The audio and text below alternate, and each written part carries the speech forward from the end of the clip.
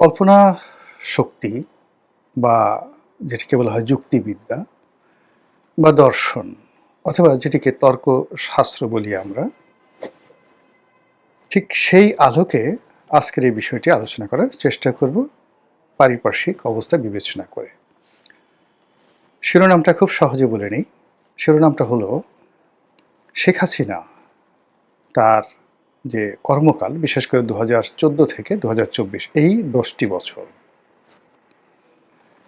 তিনি যে সুস্থ ছিলেন, কর্মক্ষম ছিলেন এবং আততায়ীর হাতে খুন হননি, এটা জামায়াত ইসলামী, ইসলামী ছাত্র শিবিরের দয়া এবং করুণা।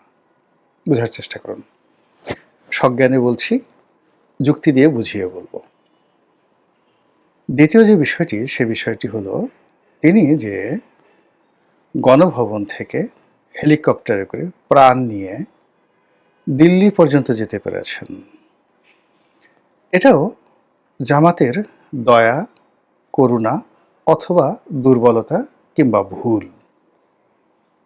এটুক পর্যন্তই। মানে প্রথমটা হলো যে তিনি এই পুরো সময়টিতে 14 থেকে 24 পর্যন্ত জামাতের করুণা দয়ায় বেঁচে ছিলেন, আততায়ের হাতে নিহত হননি। আর শেষের দিন অথবা শেষের 2 দিন তার জীবনে যা হয়েছে 2024 সনের আগস্ট মাসের 4 তারিখ এবং 5 তারিখ, তো ওই সময়টাতে তার যে কার্যকাল, সেই কার্যকালটিও ঘটেছে, আবার বলি, জামাতের দুর্বলতা, অক্ষমতা, জামাতের ভুল অথবা জামাত করুণা করেছে বা চায়নি এরকম একটা ঘটনা ঘটুক। এই বিষয়টি আমাদের গ্রাম বাংলায় যেভাবে পালা গান হয়, গ্রাম বাংলায় যেভাবে বিচার গান হয়, তর্ক বিতর্ক হয়, অথবা ধরুন দর্শন শাস্ত্রে যেভাবে দার্শনিকরা একটি জটিল বিষয় নিয়ে তার পক্ষে এবং বিপক্ষে তর্ক যুক্তি উপস্থাপন করেন, ঠিক সেইভাবেই আমি আজকের এই বিষয়টি প্রমাণ করার চেষ্টা করব। আপনারা দেখেছেন, প্রথম বিষয়টি নিয়ে আলোচনা করি 14 থেকে 24 পর্যন্ত। তো 14 থেকে 24 পর্যন্ত যদি জামাতের কর্মকাণ্ড দেখেন, তাহলে দেখবেন যে একটি গুপ্ত সংগঠন রূপে তাদের যে অনবদ্য সফলতা, এই সফলতা আমার সমসাময়িক রাজনীতিতে বাংলাদেশ এবং দেশের বাইরে আমি যতটুকু পড়াশোনা করেছি, অন্য কোনো প্রতিষ্ঠানকে গত 100 বছরে আমি এইভাবে সফল হতে দেখিনি। তারা একদিকে ডিজিএফের সাথে সম্পর্ক রেখেছে, অন্যদিকে প্রশাসন, civil administration, judiciary, military administration, তাদের সবার সঙ্গে সম্পর্ক রক্ষা করেছে এবং সেই সম্পর্কটি ছিল ট্রাস্ট অর্থী। তা না হলে যেদিন শেখ হাসিনা যাবেন, ওই দিন সেনাপ্রধানের পক্ষ থেকে যখন যোগাযোগ করা হলো জামাতের নেতাদের সঙ্গে, এবং সরাসরি জামাতের নেতারা ক্যান্টনমেন্টে চলে গেলেন নির্ভয়ে নিশ্চিন্তে। সম্পর্কটা যদি স্বাভাবিক না থাকতো ওখানে যাওয়ার কথা নয়। বোঝার চেষ্টা করুন। একইভাবে তারা এই গত 10টি বছর ধরে আওয়ামী লীগের জুলুম, অত্যাচার, নির্যাতনের পরেও তারা আওয়ামী লীগের সাথে সম্পর্ক রেখেছে, বিএনপির সাথে সম্পর্ক রেখেছে, জেলে গেছে, জুলুম গেছে, কিন্তু কারোর সঙ্গে সম্পর্কটা নষ্ট করেনি। ফলে বিএনপির একেবারে কে পয়েন্টগুলো, ধরুন তারেক রহমান সাহেবের একেবারে ঘরের মধ্যে, বেগম জিয়ার একেবারে ঘরের মধ্যে, আবার শেখ হাসিনার ঘরের মধ্যে, 3 জায়গাটিতেই জামাতের লোকজন ছিল, এখনো আছে, টিল নাও। এবং যারা শেখ হাসিনার সঙ্গে ছিলেন তাদের কিছু অংশ সাম্প্রতিককালে ছাত্র শিবিরের কিছু অংশ বের হয়ে এসেছে এবং আমরা তাদেরকে দেখতে পাচ্ছি। তার মধ্যে ডাকসুর ভিপি সাদিক কায়ুম অন্যতম। ইরান যেভাবে প্রক্সি যুদ্ধ চালায়, ঠিক একইভাবে বাংলাদেশের রাজনীতিতে জামাতের অন্তত 6 থেকে 7টি প্রক্সি গ্রুপ রয়েছে, সব দলের মধ্যে, সব পেশায়, সব শ্রেণীতে এবং সব জায়গাতে। তো সেই দিক থেকে আপনি চিন্তা করুন, আমি নিজের কথা বলি, শেখ হাসিনার সাথে আমার সম্পর্ক বহুদিনের, কিন্তু কখনো তার পাশে দাঁড়িয়ে একটা ছবি তুলব এই সাহস আমার কখনো হয়নি, এই সুযোগও কখনো আমার হয়নি। একটি দলের মনোনয়ন লাভ করা সেই দলের প্রধানের সঙ্গে সর্বোচ্চ সম্পর্কের একটা প্রমাণ। তো যেহেতু আমি আওয়ামী লীগ থেকে মনোনয়ন পেয়েছি, সম্পর্ক না থাকলে তো পেতাম না। আবার যেন তেন নয়, আমার নির্বাচনী এলাকা পটুয়াখালী নয়, সদরপুর, চরভদ্রাসন, এই দুটো উপজেলাকে নিয়ে গঠিত ছিল 2006-07 সনে, 111-এর আগে। তো যখন 11-এর সময় সিটটা চলে গেল, মানে একটা সিট কমে গেল ফরিদপুরে, ভাঙ্গার সাথে অ্যাড হয়ে গেল, তখন শেখ হাসিনা, মাননীয় আওয়ামী লীগ সভানেত্রী, তিনি এই সিদ্ধান্ত নিলেন যে আমাকে পটুয়াখালীতে এবং তার অত্যন্ত প্রিয় ভাজন একজন মানুষ আখম জাহাঙ্গীর হোসেন, তাকে না দিয়ে আমাকে মনোনয়ন দেবেন। তো বুঝেন সম্পর্কটা কোন পর্যায়ে ছিল। কিন্তু তারপরও কোনোদিন বঙ্গভবনে গিয়ে, গণভবনে গিয়ে তার সঙ্গে একটা ছবি তোলা, পার্লামেন্টে তার সঙ্গে একটা ছবি তোলা, বা আমার স্ত্রী সন্তানদেরকে নিয়ে তাদের অনেক আবদার ছিল। এবং যারা যে দল করে তাদের সবসময় একটা আবদার থাকে যে চলো নেতার সঙ্গে বা নেত্রীর সঙ্গে একটু দেখা করে আসি। এটা পরিবারে, প্রতিটি পরিবারে থাকে। তা আমার আসলে কখনো সাহস হয়নি গণভবনে গিয়ে আমার স্ত্রী সন্তানদেরকে নিয়ে শেখ হাসিনার সঙ্গে দেখা করতে যাবো, এই সাহসই আমার হয়নি। ভাইয়েরা চিন্তা করুন যে সাদিক কায়ুম থেকে শুরু করে যে সকল জামাতের নেতা বা শিবিরের নেতা যারা গুপ্তভাবে আওয়ামী লীগের সঙ্গে মিশেছিলেন, তারা উবায়দুল কাদের, এমনকি উবায়দুল কাদের সঙ্গে আমার কোনো ছবি নেই। উবায়দুল কাদের সাহেব আমার অফিসে এসেছেন বহুবার, কিন্তু কখনো তার সঙ্গে আমার ছবি হয় না। আমার গাড়িতে তিনি সারা বাংলাদেশ চষে বেরিয়েছেন। আমরা পাশাপাশি বহু জায়গায় ভ্রমণ করেছি। পার্লামেন্টে যখন তিনিও এমপি, আমিও এমপি, তিনি মহাসচিব হওয়ার আগে বা মন্ত্রী হওয়ার আগে তার সঙ্গে আমার একটা অসাধারণ সুন্দর সম্পর্ক ছিল। আবার যখন মন্ত্রী হলেন তখন আমি যেহেতু ওই সংসদীয় কমিটি, যোগাযোগ মন্ত্রণালয়ের সংসদীয় কমিটিতে ছিলাম, কাজেই তার সঙ্গে আমার যে সম্পর্কটা অসাধারণ, কিন্তু তার সঙ্গে আমার কোনো ছবি নেই।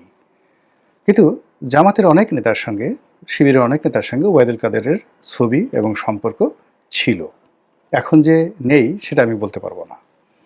তো বোঝার চেষ্টা করুন যে তারা এই যে ওবায়দুল কাদের থেকে শুরু করে শেখ হাসিনা থেকে শুরু করে সবার একেবারে ঘরের মধ্যে তারা ঢুকে যেতে পেরেছিলেন, এবং 1 to 1 সাদিক কায়ুম সাহেবের মতো একজন তরুণ মানুষ শেখ হাসিনার সঙ্গে দাঁড়িয়ে ছবি তোলার মতো সুযোগ তার হয়েছিল, সম্পর্ক তার ছিল। তো সেই অর্থে আমি প্রথম যে যুক্তি দিচ্ছি যে তারা ইচ্ছে করলে সেই আওয়ামী লীগ নেতাদেরকে, ইনক্লুডিং শেখ হাসিনাকে, আসলে বিষ খাইয়ে মারতে পারতেন। এটা কোনো ব্যাপারই ছিল না। এবং বিষ খাইয়ে মারা ছাড়াও অনেক টেকনিক রয়েছে। আপনার ধরেন হাতের উপরে কিছু বিষ আপনি রাখলেন, সেটা ফু দিলেন, মানে অন্যজনের নাকে মুখে লেগে গেল, সে আস্তে আস্তে আস্তে আস্তে অসুস্থ হতে থাকলো। এরকম অসংখ্য ঘটনা রয়েছে। এখন জামাত এই কাজগুলো, অর্থাৎ আওয়ামী লীগের নেতাদেরকে যদি তারা মারতে চাইতো 14 থেকে 24 পর্যন্ত, তাদের বহু টেকনোলজি ছিল, অনেক ওষুধ ছিল, অনেক দোয়া ছিল, অনেক কুফরি কালাম ছিল, তারপরে কালো জাদু ছিল, বান ছিল, টোনা ছিল, যেটা কাছাকাছি কারো চুল এনে, কারো নখ এনে, কারো কাপড়ের একটু অংশ এনে, এই আমরা যে বিভিন্ন কুফরি কালামকে বিশ্বাস করি, এটা ইসলাম কিন্তু অস্বীকার করে না। স্বয়ং আল্লাহ রাসূলকে বান মারা হয়েছিল। তো জামাত ইচ্ছা করলে শেখ হাসিনাকে বান মারতে পারত, শেখ হাসিনাকে বিষ খাওয়াতে পারত, শেখ হাসিনার ঘরের মধ্যে মানে আরো অনেক কিছু গোকরা সাপ ছেড়ে দিয়ে আসতে পারত। It does not matter. কিন্তু জামাত উদারভাবে এই কাজগুলো করেনি। এই জন্য আসলে আওয়ামী লীগ এবং শেখ হাসিনার উচিত জামাতের প্রতি কৃতজ্ঞ থাকা। This is one. Second thing হলো, যখন শেখ হাসিনা চলে গেলেন, এই চলে যাওয়ার যে সময়টি অবস্থাদৃষ্টে মনে হয় যে 3 তারিখ থেকে, 2024 সনের আগস্ট মাসের 3 তারিখ থেকে পুরো ঘটনাপুঞ্জি জামাতের নিয়ন্ত্রণে ছিল। কোন মহল্লায় কয়জন সংগ্রামী থাকবে, কোন জায়গাতে পুলিশ কি ব্যবহার করছে, মিলিটারি কি ব্যবহার করছে, কোথায় গোলাগুলি হচ্ছে, সব কিছু মানে তাদের নখদর্পণে ছিল। সেই অর্থে শেখ হাসিনার যে পালানোর সময় এবং গণভবনের দরজা খুলে যাওয়ার সময়, হাজার হাজার মানুষ ভিতরে ঢুকে যাওয়ার সময়, এর মধ্যে পার্থক্য মাত্র 30 মিনিট, অনলি 30 মিনিট। তো আজ আমরা যেভাবে প্রশাসনে সব জায়গাতে জামাতের জয় জয়কার দেখতে পাচ্ছি, সর্বত্র থানা, পুলিশ, প্রশাসন থেকে শুরু করে কোথায় না, সব জায়গাতে শুধু জামাত আর জামাত।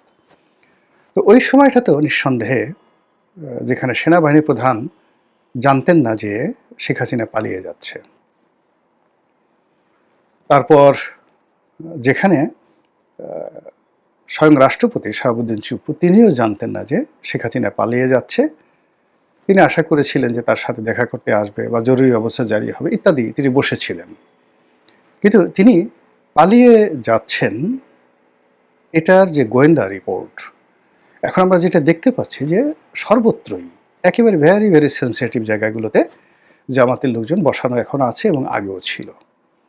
ফলে আমি একটা জামাত থেকে বের হয়ে একটা জাস্ট সাবস্টিটিউট অথবা যাকে বলা হয় প্রক্সি যে রাজনৈতিক দল, সেই রাজনৈতিক দলের একজন নেতার সঙ্গে আমার দেখা হলো, কথা হলো।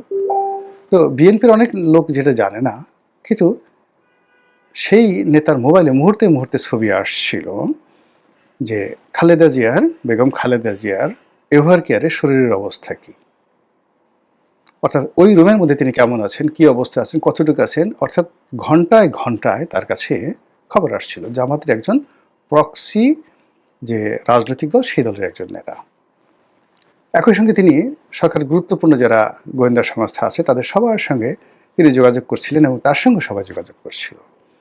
তা আমি দেখলাম যে আমি কতটা হাদারাম, কতটা বোকারাম, মানে বোকারাম দেউড়ি।